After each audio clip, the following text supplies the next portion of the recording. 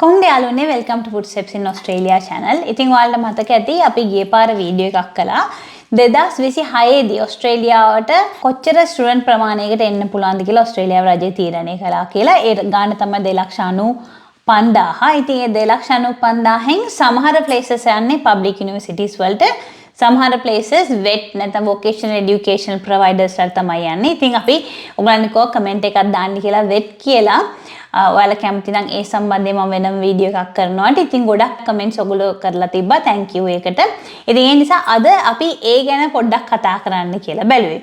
ඉතින් ඔයා ඕස්ට්‍රේලියාවට එන්නේ ස්ටුඩන්ට් වීසා එකක පබ්ලික් යුනිවර්සිටි එකකින් ඉගෙන ගන්නද, වෙට් කෝස් එකක් කරන්නද, එහෙමත් නැත්නම් එලිකොස් කෝස් එකක් කරන්නද, මොන කෝස් එක කරන්න ආවත් ඔයාට අනිවාර්යෙන් ඕස්ට්‍රේලියාවේ ඉන්න තැනක් ඕනේ ස්ටුඩන්ට් වීසා එකකින් ඇවිල්ලා. එතකොට දැන් ඔයාලා දන්නවා ඕස්ට්‍රේලියාවේ තියෙන හවුසින් ක්‍රයිසිස් එකත් එක්ක ගොඩාක් ළමයි අසරණ වෙනවා ඉන්න තැනක් හොයාගන්න බැරුව. ඉතින් ඔයාලා අපේ වීඩියෝ එක බලන නිසාත් ඔයාලට අපි පහසුකමක් ලබා දීලා තියෙනවා. ඔයගොල්ලෝ දන්නවා ඇම්බර් ඇකොමඩේෂන් ගැන. ඉතින් ඔයාලා අපි දාන්නම් ලින්ක් එකක් අපේ ඩිස්ක්‍රිප්ෂන් එකේ. මේ ලින්ක් එක හරහා ඔයගොල්ලන්ගේ ස්ටුඩන්ට් වීසා ඇකොමඩේෂන් බුක් කරොත් එහෙම ඔයාලට ප්‍රයොරිටි ප්‍රොසෙසින් ලැබෙනවා. එතකොට ඔයාලා දන්නවා 2026 අලුත් ඉන්ටේක් ටිකක් තියෙන්නේ. එතකොට කම්පිටිෂන් එක වැඩි. ඔයාලට තැනක් හොයාගන්න බැරි වෙයි. ඒ නිසා අපේ ලින්ක් එක පාවිච්චි කරලා ඇම්බර් හරහා තැනක් ඔයගොල්ලෝ බුක් කරගන්න. ඉතින් ඇම්බර් හරහා තැනක් බුක් කරගද්දී හරි පහසුයි. ඔයාලගෙන් අවශ්‍ය කරන ඩොකියුමන්ට් වෙන්නේ ඔයාගේ CEO එකයි ඔයාගේ ස්ටුඩන්ට් වීසා එකයි විතරයි. ඒ දෙක එක්ක ඔයාලට පුළුවන් ඉන්න තැනක් බුක් කරගන්න. විශේෂයෙන්ම ඔයගොල්ලෝ කපල් එකක් එනවා වුණත් dual occupancy rooms තියෙනවා ඇම්බර්ත් එක්ක. ඒත් එක්කම යුනිවර්සිටිස් වලට ලං තැන්වල සිටි එකේ ඔයාලට පහසු තැන්වල rooms තියෙනවා. ඉතින් ඇම්බර් පාවිච්චි කරලා ඔයගොල්ලන්ට පුළුවන් මේ තැනක් බුක් කරගන්න. අපේ link එක පාවිච්චි කරන්න. මොකද එතකොට මටත් පුළුවන් ඔයාලා වෙනුවෙන් මගේ ඒජන්ට් එක කතා කරලා ඔයාලගේ processing එක fast කරන්න. හරි. එහෙනම් අද වීඩියෝ එකට යමු. ඉතින් ඔයාලට මතකයි මම ඔයාලට හැමතිස්සෙම පෙන්නන්නේ මූලාශ්‍රත් එක්ක. ඒ කියන්නේ කොහෙන්ද මම ඉන්ෆෝමේෂන් ලබා ගත්තේ කියන තැනත් එක්ක. මොකද ඔයාලටත් පස්සේ ගිහිල්ලා රිෆර් කරගන්න පුළුවන්. ඉතින් මම මේ අදත් ඇවිත් තියෙන්නේ এডুকেෂන් ඩිපාර්ට්මන්ට් එකේ පළවෙනි ආටිකල් එකක් එක්ක. එතනදී ඔයගොල්ලන්ට මතකයි මම මේව ගැන කලින් විස්තර කළා. මම ගොඩක්වත් පෙන්නුවේ පබ්ලික් යුනිවර්සිටි වල ස්ටුඩන්ට් ඇලොකේෂන් ප්‍රමාණයන් මොනවද කියලා. අද කියලා දෙන්න යන්නේ වෙට් ප්‍රොවයිඩර්ස්ලා තියෙන ස්ටුඩන්ට් ඇලොකේෂන් ප්‍රමාණයක්. මෙතනදී ඒගොල්ලෝ අනිවාර්යෙන් කියලා තියෙනවා මේ ස්මෝල් ප්‍රොවයිඩර්ස්ලාට පොඩ්ඩක් ෆ්ලෙක්සිබිලිටි එක ලබා දීලා තියෙනවා ලාර්ජ් ප්‍රොවයිඩර්ස්ලාට සාපේක්ෂව. මොකද ළමයින්ව ඒගොල්ලන්ගේ කෝසස් වලට බඳව ගන්න. ඉතින් මේකේ තියෙනවා ෆැක්ට් ෂීට් එකක්. ඒක ක්ලික් කරාම ඔයාට එන්න පුළුවන් මෙන්න මේ ෆැක්ට් ෂීට් එකට.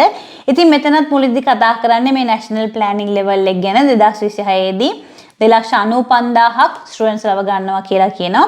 මේකෙන් higher education එකට 1,96,750 දෙනෙක් higher education එකට ගන්නවා කියලා තමයි කියන්නේ. ඒතර higher education කිව්වම public funded universities තියෙනවා. ඒ තමයි වගේ normal universities ටික Curtin, University of Melbourne එනේ වගේ ඒවා. ඊට පස්සේ තව කොටසක් ඉන්නවා වෙනම කට්ටිය. ඒගොල්ලෝ තමයි other higher education providersලා කියන්නේ. ඒතර කවුද මේ other higher education providersලා කියන්නේ? ඒ කියන්නේ CRICOS එකේ registered providersලා තමයි මේකට අයිති වෙන්නේ. ඒත් එක්කම මේකට අයිති වෙනවා මම කලින් වීඩියෝ එකක table A කියලා එකක් තියෙනවා. table A එකේ නැති universities වලට අදාළව CRICOS registered providers තමයි මේකේ තියෙන්නේ. අනිත් education providers වලට විශේෂයෙන්ම vet එහෙම නැත්නම් TAFE providers වලට seats allocate කරද්දී ඕස්ට්‍රේලියාව රජය මෙන්න මේ දේවල් ගැන කල්පනා කරලා තිනවා කියලා ඒගොල්ලෝ කියනවා. පළවෙනි දේ තමයි 2025 දී මේ ප්‍රොවයිඩර්ස් වලට සීට් අවම වශයෙන් තිබ්බේ 10යි. නමුත් දැන් මිනිමම් ප්‍රමාණය සීට් 50ක් බවට පත් කරලා තියෙනවා. ඉතින් මෙතනදී පේනවා අනාගතයේදී 2026 දී මේ ස්මෝල් ප්‍රොවයිඩර්ස් වලට අවශ්‍ය නම් මේ සීට් ප්‍රමාණය වැඩි කරන්න අවස්ථාව ඕස්ට්‍රේලියානු රජය හදලා දීලා තියෙනවා. ඒත් එක්කම කලින් වගේම ගිය අවුරුද්ද 2025 ඇක්ටිව් ප්‍රොවයිඩර් කෙනෙක් හිටියනම් එයාට අනිවාර්යයෙන්ම මේ අවුරුද්දේ ඇලොකේෂන් එකක් ලබා දීලා තියෙනවා. ඒත් එක්කම not for profit universities තියෙනවා නම් ඒවත් public funded universities වලට හා සමාන විදිහට consistent වෙන විදිහට allocation එක කරලා තියෙනවා. ඊළඟට වැදගත් දෙයක් තමයි TAFE providers ලාට. ඒ කියන්නේ higher education provide කරන TAFE providers ලාට 5% increase කරපු allocation එකක් හම්බෙලා තියෙනවා 2025ට සාපේක්ෂව. ඒ හැරෙන්න 2026 දී 2025ට වඩා growth එකට 3% at least extra seat 5ක්වත් ලබා දෙන්න ඕස්ට්‍රේලියාවේ රජය කටයුතු කරලා තියෙනවා.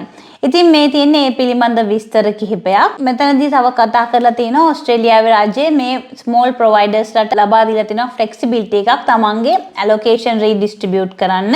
එතකොට මම දැන් ඔයාලට පෙන්නන්න යන ටේබල් එකේ තියෙන්නේ වෙට් এডুকেෂන් ප්‍රොවයිඩර්ස්ලා නෙමෙයි. කියන්නේ TAFE නෙමෙයි. ඒ හැරෙන්න අනිත් කොලේජස් තමයි මම මේ ටේබල් එකේ පෙන්නන්න යන්නේ.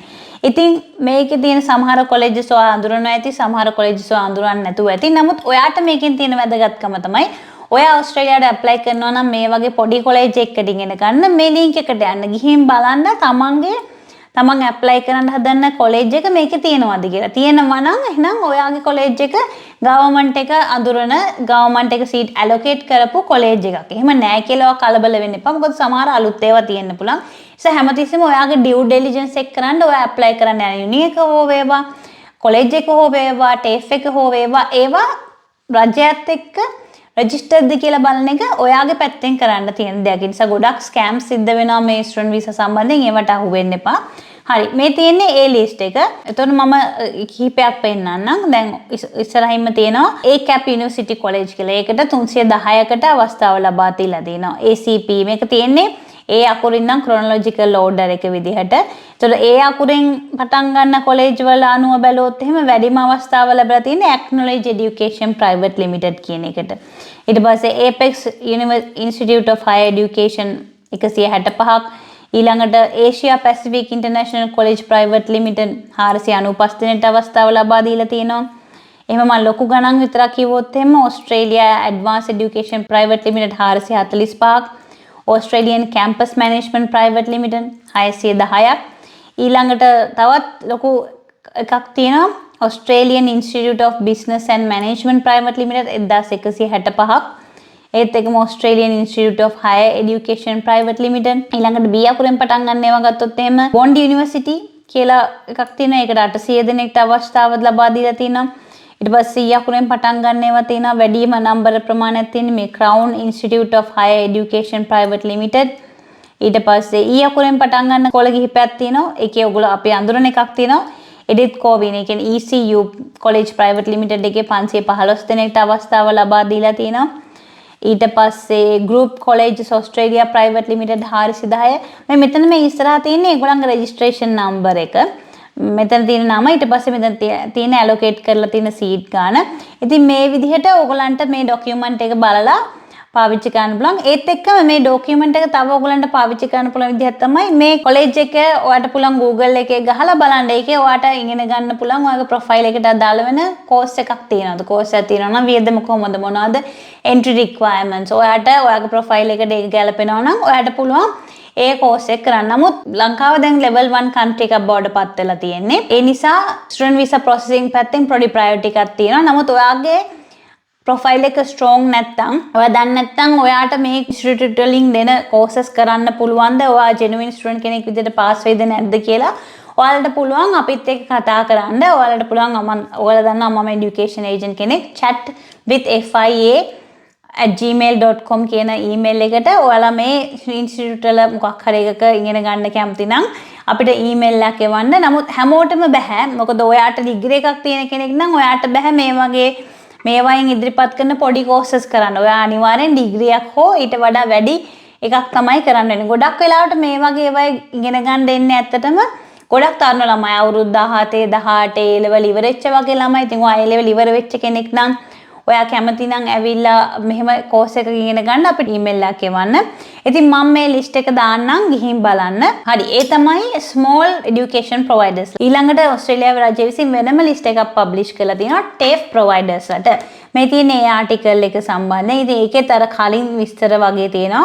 ඊට පස්සේ එක එක pet providers වලට TAFE providers වලට වෙන වෙනම link තියෙනවා. ඒවට ගිහින් බලන්න. අපි බලමු මේ indicative allocations for wet new overseas student commencement කියලා එක ක්ලික් කරාම ඔයා යන්නේ මෙන්න මේ වගේ page එකකට. ඒකේ link එකක් තියෙනවා download කරන්න PDF එක. ඒකේ තමයි මේ විස්තරය තියෙන්නේ. ඉතින් මෙතනදී කියලා තියෙනවා කලින් කිව්වා වගේම 2026 දී wet providers ලගේ growth එක manage කරගන්න ඒගොල්ලෝ ගිය පාර වගේ 2025 හිටපු active providers ලට අනිවාර්යයෙන්ම හම්බෙලා තියෙන 2025ට වඩා වැඩි ප්‍රමාණයක්. ඒත් එක්කම large providers ලට දීලා තියෙන 105ක growth allocation එකක්. ඊළඟට ඒගොල්ලෝ කියලා තියෙනවා මේ small providers ලට support කරන්න ඒගොල්ලෝ pool allocation එකක් හදලා තියෙනවා. ඒකට කියන්නේ small provider pool කියලා. ඊට පස්සේ මේක තමයි ගොඩක්ම වැදගත් එක TAFE providers ලට unlimited priority visa processing ලබා දීලා තියෙනවා 2025 ඉඳන් 2026 දක්වා. ඉතින් ඔයාලා TAFE course එකට apply කරනවා නම් ඔයාගේ student visa එක process වෙන්නේ මේ priority list එකේ. ඉතින් ඒක හොඳ දෙයක්. මොකද ඔයාලට අවස්ථාව ලැබෙනවා ඔයාලගේ student visa එක ඉක්මනට process කරගන්න. ඉතින් මෙතන තව විස්තර ලබා දීලා තියෙනවා large and small provider definition කියන්නේ මොකක්ද කියලා. එතකොට ලොකු ඒගොල්ලෝ දැන් මේ අපි කතා කරන public universities ගැන නෙවෙයි මේ අනෙක් colleges සහ TAFE providers ලා ගැන. large provider කෙනෙක් කියලා කියන්නේ 2025 100 දෙනෙක්ට වඩා enroll කරගත්තා නම් ඒගොල්ලෝ large providers ලා බවට පත් වෙනවා. small providers ලා කියන්නේ 2025 දී 100ට වඩා අඩු හෝ 100ක් enroll කරගත්තා නම් ඒ කට්ටිය small providers ලා බවට පත් වෙලා තිනවා. ඉතින් මේ වගේ ගොඩක් විස්තර කීපයක් තියෙනවා මම මේ හැම එකම කියන්නේ. මම ඕගොල්ලෝ බලාගෙන හිටපු TAFE ගැන විස්තරේ කියනවා. ඉතින් 2026 allocation for wet providers ලා TAFE list එක ඒගොල්ලෝ දාලා තිනවා. අපි බලමු TAFE කීපයක් අරගෙන. Canberra Institute of Technology 149 දෙනෙක් ගන්න අවස්ථාව ලබා දීලා තිනවා. Gordon Institute of TAFE 49 දෙනෙක්ට, Holmesken Institute 244කට, ඊළඟට Department of Training and Workforce Development කියන්නේ රජයේ මේකක්. ඒකට 771කට. ඊට පස්සේ මේ TAFE එක ඔයගලන්ට ගොඩක් වැදගත් වෙයි. South Australia TAFE එක 283 දෙනෙක් ගන්න අවස්ථාව ලබා දීලා තිනවා. Charles Darwin University එකේ මේ small education සම්බන්ධයෙන් කොටසක් තියෙනවා. ඒගොල්ලන්ට 90 දෙනෙක් ගන්න. මෙතන ඔයගොල්ලෝ වරද්ද ගන්න එපා. මේ university එක නෙමෙයි.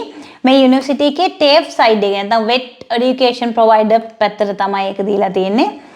ඊළඟට Technical and Further Education Commission 936ක්, Melbourne Polytechnic 101ක්, ඒ වගේ ගොඩක් ඉන්ස්ටිටියුට් තියෙනවා. මම TAFE ටික පෙන්නනොත් එහෙම TAFE Queensland වලට 1358ක් අවස්ථාව ලබා දීලා තිනවා. Tasmania TAFE එකට 115ක්. ඒත් එක්කම මෙහෙම පහළට ගියොත් එහෙම දැන් මෙතන Victoria University තියෙනවා ආයේ. දැන් මේක ඔයගොල්ලෝ වරද්ද ගන්න එපා. මෙතන Victoria University කියන්නේ wet course provide කරන කොටසට Victoria University එකේ wet courses වලට seats 57ක් දීලා තියෙනවා. ඊට පස්සේ අපි බලමු Canning College. ඔයගොල්ලෝ දන්නවා Canning College කියන්නේ Curtin University එකේ කොටසක්.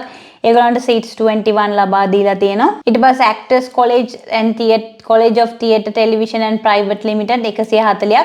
ඉතින් මේ ඇත්තටම මම මේක බලාගෙන යද්දි මේ providers ලාගේ නම් කියවද්දිම තේරෙනවා මොන වගේ courses ද එයාලා ලබා දෙන්නේ කියලා. මේක acting college එකක්. ඊට පස්සේ මෙතන පහළ තියෙනවා Biba Academy of Hair and Beauty, Sports Visa. ඊට පස්සේ Becker Helicopter Services. ඒ වගේ හරිම unique kind of education තමයි මේගොල්ලෝ ලබා දෙන්නේ.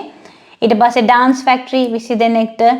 එතකොට ගොඩාක් ඇත්තටම මෙන්න මේ වගේ ඒවායේ ලංකාවේ ළමයි ඉගෙන ගන්න ප්‍රමාණය සෑහෙන අඩුයි. මේවා ගොඩක් ඇත්තටම වෙන වෙන රටවල් වල තමයි ඒගොල්ලන්ට පහසුයි. නමුත් ඔයගලන් ඉගෙන ගත්ත දෙයට හා මේක සමාන නම් ඔයගලන් ප්‍රොෆයිල් එකට මේක ගැලපෙනවා නම් මේවත් ඔයගලන්ට try කරන්න පුළුවන්. ඔව් මේක තමයි list එක. ඉතින් මම මේකත් ඔයගලන්ට දාන්නම් link එකේ ගිහින් බලන්න. ඔයාලා මේ වගේ college එකකට apply කරනවා නම් අනිවාර්යෙන් බලන්න මේකේ තියෙනවද කියලා. ඔයගලන්ගේ ඒ college එකේ නම අනිත් එක කලින් කිව්වා වගේ මම කලින් වීඩියෝ එකක් කරා අලුතෙන් processing visa guide එකක් ඇවිල්ලා තියෙනවා Ministerial Direction 115. ඒකට අනුව TAFE providers ලට priority processing තියෙන්නේ. ඉතින් මේ list එක මම දාන්නම් ඕගලන්ට අපේ description එකේ. ඔයාලා මේ college එක හරි TAFE එකක හරි එහෙම නැත්නම් වෙන college එකක එහෙම නැත්නම් university එකට apply කරලා ඕස්ට්‍රේලියාවට එන්න ඉන්නවා නම් අපිට email එකක් යවන්න පුළුවන් chatwithfia@gmail.com. ඔයාලගේ ඕස්ට්‍රේලියාවේ education සිහිනය සැබෑ කරන්න අපිට උදව් කරන්න පුළුවන්. I think ඉතාමත් කුඩා වීඩියෝ එකක් මට පෙන්වන්න ඕනුනේ මේ links ටික මේවයි තියෙන colleges වල. මොකද හැම එකම පෙන්වන්න බෑ. මේකෙත් 42 pages තියෙනවා. නමුත් මේ link වලට යන්න ගිහින් බලන්න විස්තර කියවන්න. එතකොට ඔයාලට පුළුවන් වෙයි ඔයාලා කාත් එක්ක හරි ඒජන්ට් කෙනෙක් එක්ක හරි මත මේ college එකක් එක්ක හරි වැඩ කරද්දි informed decision එකක් ගන්න. හරි. එහෙනම් ඉතින් ඊළඟ සතියේ වීඩියෝ එකකින් හම්බ වෙනකම් ඔයාලා හැමෝම පරිස්සමෙන් ඉන්න. thank you අපේ වීඩියෝ බලනවට. හැමදාමත් කියන වගේ මම migration agent කෙනෙක් නෙමෙයි education agent කෙනෙක්. මම මේ පෙන්වන විස්තර ඔක්කොම වෙබ්සයිට් වල තියෙනවා ඕස්ට්‍රේලියාවේ රජයේ. ඒත් එක්කම ඔයාට ස්පෙસિෆික් කරුණු දැනගන්න ඔයා migration agent කෙනෙක් හම්බෙන්න. ඒත් එක මතක් කරනවා ඔයාලා channel එකට අලුත් නම් මතක් කරලා subscribe කරන්න. එතකොට අපේ අලුත්ම videos updates මේ හැමදේම ඔයාලට හරි වෙලාවට බලා ගන්න පුළුවන්. එහෙනම් ඊළඟ වීඩියෝ එකෙන් හම්බ වෙනකන් ඔයාලා හැමෝටම සුබ සතියක් කියලා ප්‍රාර්ථනා කරනවා. bye